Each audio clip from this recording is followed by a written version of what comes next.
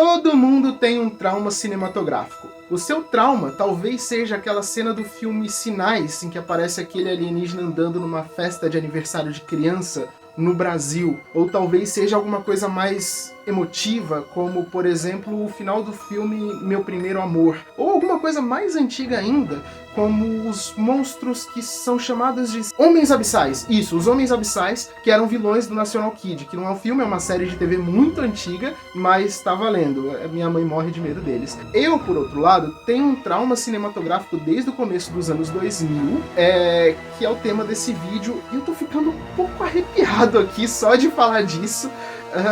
O meu trauma cinematográfico é o filme O Chamado. Olá, meu nome é Pedro Alcântara e eu decidi enfrentar o meu trauma. Lá no começo dos anos 2000, foi lançado um filme chamado O Chamado. O Chamado. Não, e o pior é que eu pensei muito antes de falar isso, pra não sair esquisito, e saiu mesmo assim, mas tudo certo.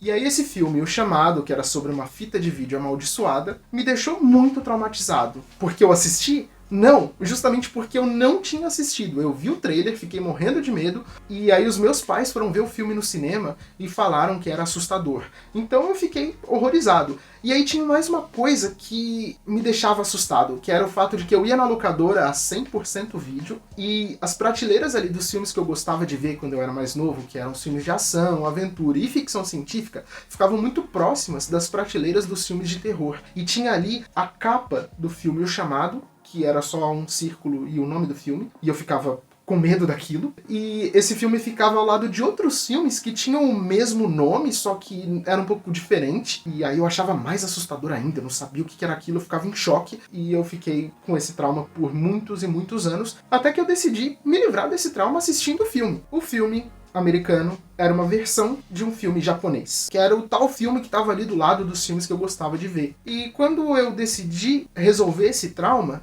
eu achei que o melhor seria já ir direto na fonte. Então a gente pegou pra ver O Chamado, a versão original de O Chamado. Quantas vezes eu já falei O Chamado nesse vídeo? Não faço ideia. Será que o Ed vai botar um contador de chamados? Você não assistiu, mas eu assisti, eu era criança. O problema é que assistir a versão original de O Chamado seria uma tarefa muito mais complicada do que eu jamais poderia imaginar, porque eu só queria saber por onde começar, e aí quando a gente parou para pesquisar sobre a versão original, nossa, precisa ter telecurso para entender aquilo. Porque ele é... O filme original é a versão de um livro. Tem um livro, vamos lá, tem que imaginar, é tipo a linha do tempo de Zelda, basicamente. Tem o livro. Fizeram uma adaptação do livro pra TV, que é um filme de baixo orçamento, que tá disponível no YouTube, não é tão impactante assim, porque é um filme mais curto e tudo mais, não é o que fez sucesso. Aí fizeram Ringu, que foi lançado acho que em 98, que foi o que fez sucesso e tal, lançamento em cinema, depois foi refilmado nos Estados Unidos e tal, e beleza. E aí tem a versão americana, que é super famosa, mas também tem uma versão coreana, e quando a gente fala do filme japonês, é claro que teve continuação, afinal fez bastante sucesso. Só que aí a continuação não fez tanto sucesso assim, e aí eles decidiram relançar em home video, mas decidiram apostar mesmo assim nessa continuação, mas como se fosse outra franquia, mudaram o nome do filme, e aí decidiram fazer outra continuação para o primeiro Chamado, que é Ringu 2. Então, tecnicamente tem mais de uma linha do tempo. Tem também uma série de TV que foi feita lá no Japão, que teve spin-off. Teve outros filmes que fizeram em cima da lenda da Sadako, que não tem ligação direta com a franquia original. Então, para todos os efeitos, esse vídeo vai ser sobre 3 filmes. Ringu, Ringu 2 e Ringu 0. Combinado? Se vocês quiserem, vocês podem deixar comentários aí pedindo pra gente fazer vídeos sobre os outros filmes. Só que daí a gente precisa de tempo e precisa do apoio de vocês, combinado? Então você chegou até aqui, mas você, assim como eu até outro dia, nunca assistiu O Chamado ou o Ringu, e você não sabe do que se trata exatamente, a história é a seguinte. A história acompanha uma jornalista que recebe muitas vezes uns casos meio nada a ver, mais negligenciados pelo jornal onde ela trabalha, para investigar. E aí ela vai investigar justamente um caso que tem a ver com a morte da sobrinha dela, que é a história, né, um boato, uma lenda esquisita sobre uma fita amaldiçoada que todo mundo que assiste morre uma semana depois. E aí ela vai atrás dessa fita e coisas muito bizarras e cabulosas começam a acontecer. Na versão original, O espírito dessa fita se chama Sadako. Mas na versão americana, esse espírito se chama Samara. E é muito engraçado porque, da mesma forma que o filme ele cria ali a cultura de corrente de internet, se você é mais novo, você não sabe do que eu tô falando, mas eu já vou explicar. Sabe corrente de internet? Que é algum texto, pode ser motivacional ou não. O texto manda você enviar para 15 pessoas, senão acontece alguma coisa. Ou você tem que mandar para 15 pessoas para acontecer alguma coisa boa. Lá atrás, na época do Orkut, que era uma rede social, uma das primeiras redes sociais que a gente teve aí na internet e foi a mais popular no Brasil, tinha uma corrente que o pessoal mandava que era mais ou menos assim: oi, meu nome é Samara e eu tenho 15 anos, ou teria, se estivesse viva. E aí conta uma história que não tem nada a ver com o filme O Chamado, mas fala que se você não enviasse essa história para 15 pessoas, o fantasma dela ia aparecer para você. É claro que todo mundo lia aquilo e pensava: eu não acredito nessa besteira, vou mandar para 15 pessoas só para garantir. Oi, meu nome é Samara, tenho 14 anos.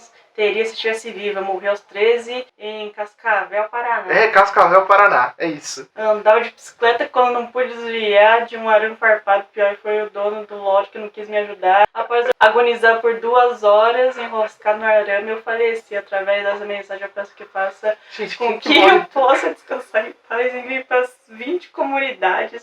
E minha alma estará sendo salva por vocês. A internet sempre foi meio abobada, sempre foi meio besta. E essa é uma das provas disso. Mas voltando pra Ringu. O primeiro filme, eu já adianto que vai ter spoilers dessa conversa, mas acho que sobre o primeiro filme a gente pode falar um pouquinho mais, e aí quando a gente se aprofundar nos outros 2 filmes, aí não tem pra onde correr, eu vou acabar falando sobre a história do filme, sobre os detalhes do filme, e é isso aí. O filme começa mostrando 2 adolescentes comentando ali meio sem graça sobre uma lenda, a lenda de uma fita de vídeo que quando você assiste você morre, a tal história que eu acabei de falar aqui. E uma dessas jovens assistiu a tal fita. E aí ela vai dessa pra uma melhor.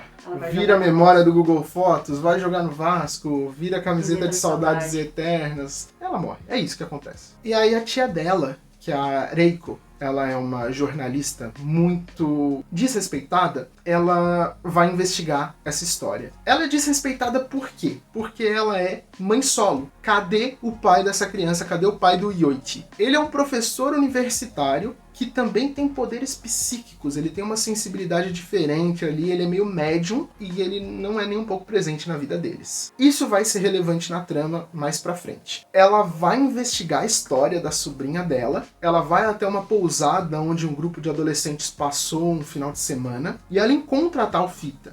E ela faz o que ninguém deveria fazer ao encontrar uma fita amaldiçoada. Ela assiste a fita. E a fita tem umas coisas muito esquisitas. Tem umas imagens de um pessoal num terreno que parece que tá pegando fogo, mas não dá pra entender muito bem. Aparece uma mulher penteando o cabelo num espelho e uma menina esquisita lá atrás, só que a perspectiva não dá pra entender direito.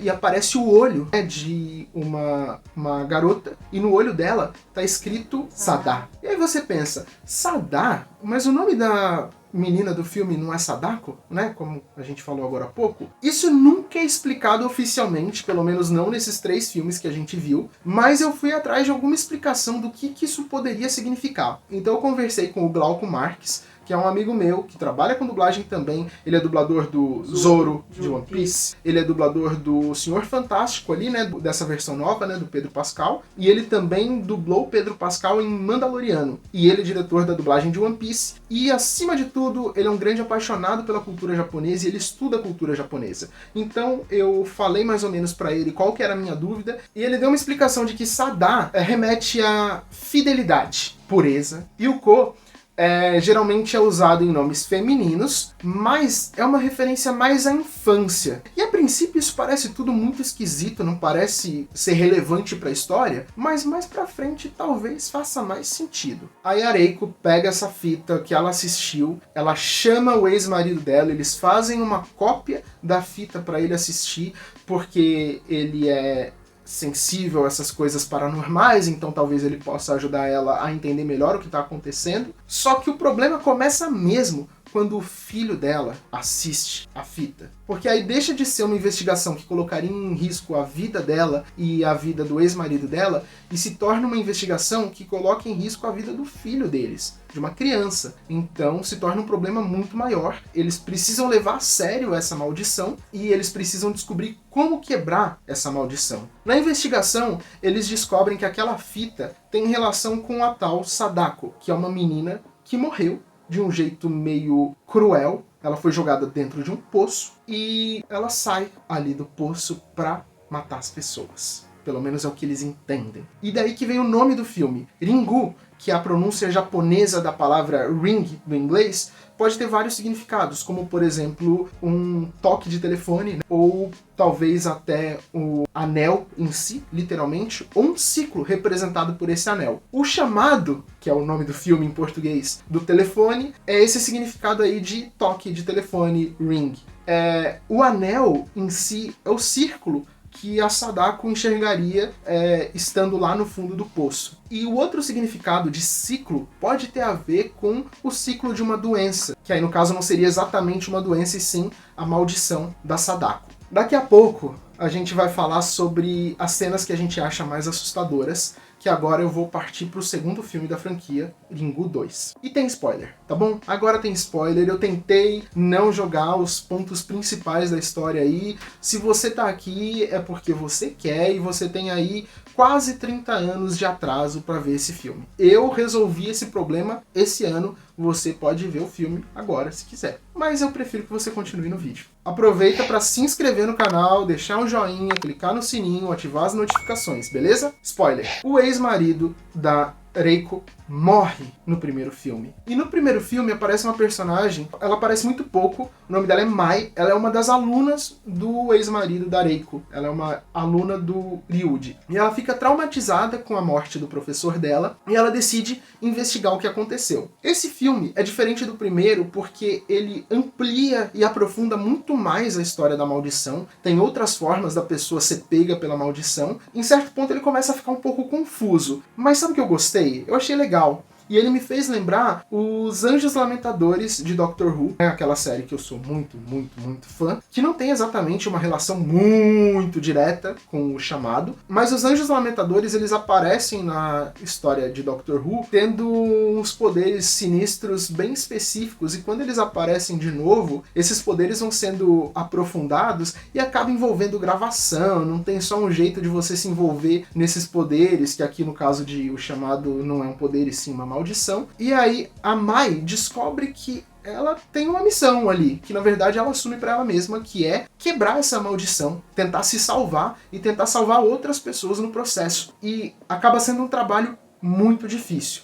Eu conto se ela consegue ou não? Não conto, não vou dar tanto spoiler assim, você que assista.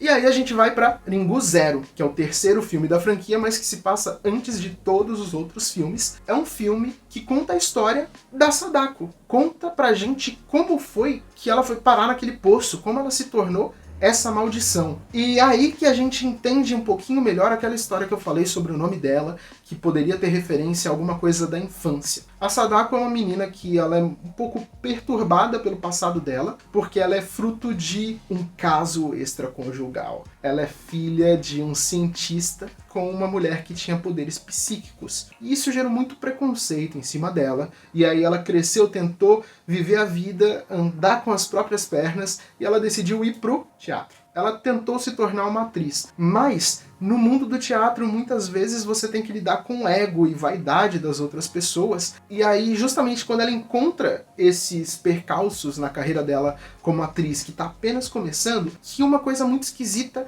começa a acontecer com ela, ou talvez volte a acontecer com ela, que é, ela começa a ver uma versão criança dela, que a princípio é um grande mistério pra gente, o que é aquilo, o que tá acontecendo, mas é como se fosse uma segunda parte da personalidade dela, o que me faz pensar que aquela história de Sada e Ko, que tem significados ali diferentes, seja uma referência a isso, né? A questão da Sadako na infância e ela na vida adulta, e um dos lados ser mais sombrio que o outro. E aí a gente vê ela se tornando aquela criatura absurda que tem uma maldição gravada em uma fita de vídeo que vai assombrar a vida de todo mundo. Eu gostei muito dos 3 filmes. E eu acho que agora a gente pode falar um pouco sobre as cenas que mais assustaram a gente. O que você acha? Pode ser. Nenhum desses 3 filmes tem jumpscare. Diferente dos filmes de terror ocidentais que usam muito esse recurso, a franquia Ringu trabalha mais com a criação de uma atmosfera aterrorizante, o que eu acho que funciona muito bem, porque você se deixa envolver pela história. Tem várias coisas que me assustam em O Chamado, como por exemplo toda a ideia do Ryuji de se afastar da família dele sob a desculpa de que dessa maneira ele afastaria o filho e a esposa dos problemas que ele tem por ser médium. Eu acho que isso é uma grande desculpa para ele não ter responsabilidade sobre as coisas. E particularmente, eu acho que é muito assustador você ver que uma mãe e um filho foram deixados sozinhos. Claro, tem a grande cena assustadora do filme, que é da Sadako saindo da televisão, que é muito legal. E tem uma curiosidade muito legal sobre essa cena, que é, ela foi filmada ao contrário. A atriz fez tudo aquilo de trás para frente, porque daí quando eles inverteram a gravação para ela acontecer no sentido que faz sentido dela sair do poço e sair da TV e tudo mais, o movimento dela tá muito esquisito, não parece natural e causa desconforto. É uma cena muito legal. Mas, sinceramente, a cena que me causou mais angústia no primeiro filme foi a última cena, que é quando a Reiko entende que o único jeito dela salvar o filho dela é matando o pai. E ela tem que aceitar que ela não vai ganhar essa batalha, né? O final do filme, porque o filme vai mostrando as datas em que as coisas estão acontecendo e é um letreiro branco, e aí nesse final o letreiro fica vermelho, cor de sangue, e eu acho assustador. No segundo filme, eu acho que a cena que eu achei mais impactante é quando a Mai tá lá tentando lutar contra a maldição e ela entra num plano muito louco ali da existência. É, que eles estão na piscina e aí ela se enxerga dentro do poço, fugindo, tentando subir, escalar o poço, e ela encontra uma manifestação muito cabulosa da Sadako. Eu acho que essa é a cena mais assustadora. Acabou a bateria da luz e a gente vai continuar o vídeo mesmo assim. Já no terceiro filme, uma das coisas que mais me assusta é justamente o final, quando eles vão para casa da Sadako, mas também toda a angústia que ela passa por simplesmente tentar viver a vida dela e ser tão incompreendida. Acho que são as coisas que mais me assustaram na franquia Ringu. E eu sempre tento ser contra a gente extrair especificamente uma mensagem dos filmes, mas eu acho que justamente por eu ser contra isso, essas mensagens às vezes acabam ficando mais claras pra mim, a forma como eu interpreto os filmes, e eu acho que eu posso resumir os 3 filmes em 3 mensagens. Primeira mensagem. O primeiro filme da franquia, O Chamado, na versão original, tem a mensagem de que enlouquecer em grupo é ruim, mas enlouquecer sozinho é muito pior. O segundo filme tem a mensagem de que é possível você escapar de uma maldição, mas geralmente o custo é muito alto. E o terceiro filme tem a mensagem de que trabalhar com teatro é muito puxado. Se você quiser estudar teatro, esteja preparado aí, prepara a emoção, porque é puxado. É puxado. Viver como artista é muito difícil, você vê. Você começa querendo fazer um papel pequeno numa peça de teatro, você acaba virando uma maldição presa numa fita de vídeo. Mas sabe o que é uma maldição mesmo? A maldição que eu vou jogar em você se você não mandar esse vídeo para as pessoas que você acha que podem curtir esse vídeo. Mande para pelo menos 15 pessoas. Deixa um comentário, já pedi, mas deixa outro comentário. Deixa a curtida, ativa o sininho, se inscreve no canal. Tem mais uma coisa para fazer? Sim! Se você gostou desse vídeo, você pode mandar um apoio no meu LivePix, ou você pode se inscrever no Apoia-se, que tem um único plano de apoio que tem um valor muito baixo. Claro, se você quiser e se você puder. Se você chegou até aqui, deixa nos comentários #EuSobrevivi. E logo logo eu volto com mais vídeos. E como sempre, isso não é um aviso, é uma ameaça. Ou talvez uma maldição.